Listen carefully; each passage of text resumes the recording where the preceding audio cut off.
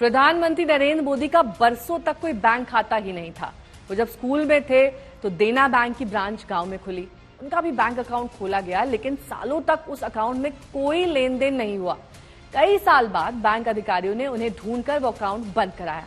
फिर जब वो गुजरात के सीएम बने तो उनका दोबारा बैंक अकाउंट खोला गया जिसमें उनकी सैलरी आती थी। लेकिन पीएम बनने के बाद कुछ दिनों में उन्होंने जो बड़े फैसले किए उसमें एक बड़ा फैसला जनधन अकाउंट खोलने का था। आज 50 करोड़ से ज्यादा जनधन खाते हैं, जिनमें से करीब 5 करोड़ अकाउंट में डायरेक्ट बेनिफिट स्कीम्स का फायदा पहुंच रहा है। वैसे मोदी पीएम बनने के बाद से चौंकाने वाले फैसलों के लिए जाने गए हैं और ये बात उनके आलोचक भी मानते हैं कि वो बड़ा फैसला लेने में घबराते नहीं हैं। आज मध्यरात्रि यानी 8 नवंबर 2016 की रात्रि को 12 बजे से वर्तमान में जारी 500 रुपए और 1000 रुपए के करेंसी नोट 8 नवंबर 2016 को रात 8 बजे प्रधानमंत्री नरेंद्र मोदी ने जब देश के नाम संबोधन में नोटबंदी का ऐलान किया तो पूरा देश 2 मिनट के लिए हैरान रह गया।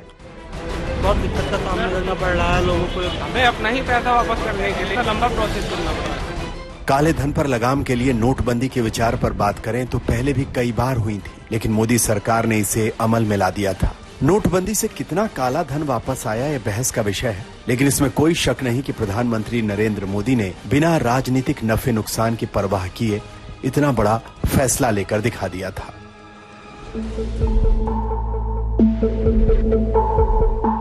दरअसल पीएम नरेंद्र मोदी की अलग कार्यशैली ही उनकी सबसे बड़ी यूएसपी है। आलोचनाओं से बेपरवाह वो ऐसे फैसले लेते हैं जो उन्हें सही लगते हैं। मोदी ने चौंकाने वाले फैसलों की शुरुआत पहली बार प्रधानमंत्री पद की शपथ ग्रहण के दौरान ही कर दी थी, जब उन्होंने दरबार हॉल की बजाय राष्ट्रपति भवन के खुले प्रांगण में शपथ ली। मैं नरेंद्र दामोदर दास मोदी ईश्वर की शपथ लेता हूं कि। इतना ही नहीं, शपथ ग्रहण समारोह में उन्होंने सार्क देशों के राष्ट्राध्यक्षों को भी आमंत्रित किया।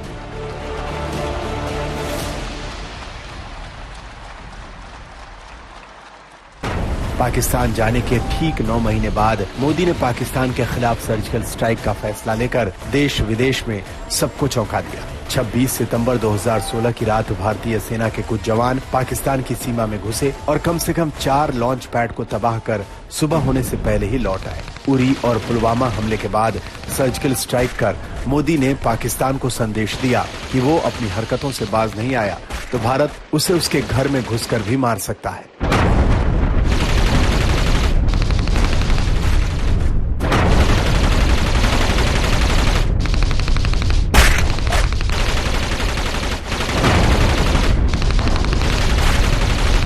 तो भारत के वीरों ने जो काम किया, ऐसा काम दशकों तक कभी नहीं हुआ है। हमारे वीरों ने आतंकियों को उनके घर में घुस करके मारा है।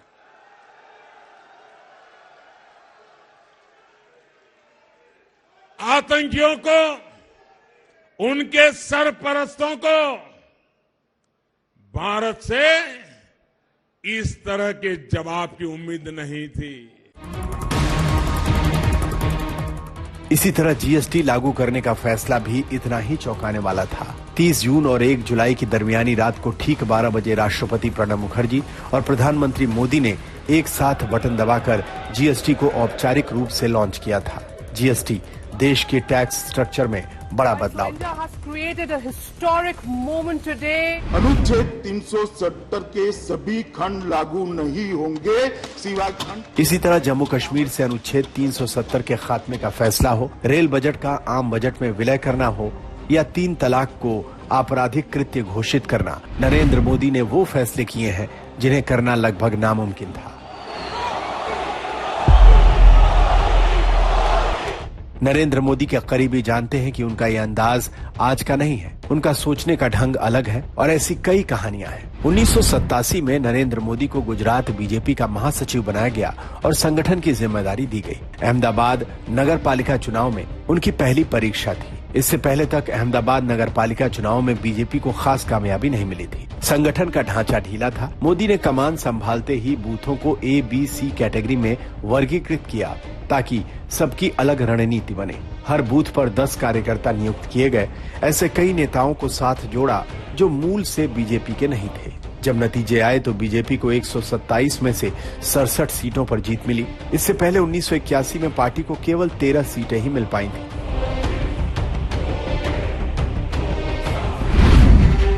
1980 के दशक में पार्टी में चिंतन बैठकों की शुरुआत भी मोदी की ही देन है। इसमें पार्टी के शीर्ष नेता 3 दिन तक एकांत में बैठते हैं और पार्टी की रणनीति, उसकी कमजोरी और काडर को मजबूत करने के तरीकों पर मंथन करते हैं। चिंतन बैठक के दौरान नेताओं को फोन, अखबार से भी दूर रहने की हिदायत थी। मोदी की इस शुरुआत के बाद में राष्ट्रीय स्तर पर भी इसे लागू किया गया।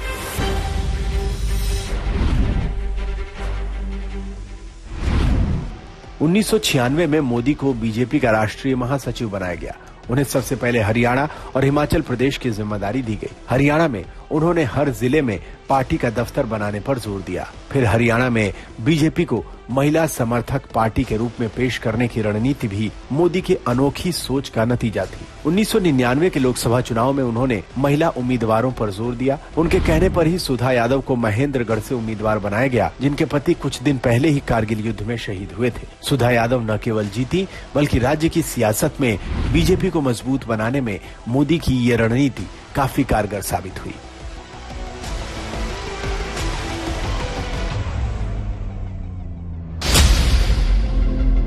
गुजरात का मुख्यमंत्री बनने के बाद उन्होंने सरकारी अधिकारियों के लिए ट्रेनिंग कैंपों का आयोजन शुरू किया। पश्चिम बंगाल में नैनो प्रोजेक्ट पर विवाद हुआ तो मोदी ने फौरन गुजरात आने का निमंत्रण दिया।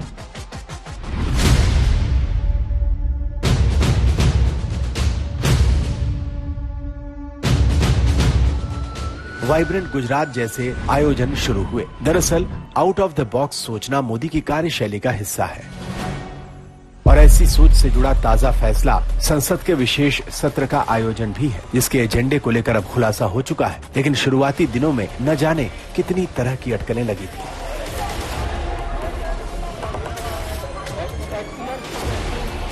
मोदी जी हैं तो कुछ बड़ा ही होगा। अगर मात्र 2-2.5 साल में भारत को नई संसद दे दें आजादी के अमृत महोत्सव में, आजादी का अमृत महोत्सव मनाते हुए देश के 2 लाख से ज्यादा कार्यक्रम हो, करोड़ों भारतीय जुड़े, हर घर तिरंगा अभियान में हर घर पे तिरंगा झंडा फहराया जाए। 370-35 के बाद तो जम्मू कश्मीर के भी हर घर में तिरंगा। आज तक ब्यूरो।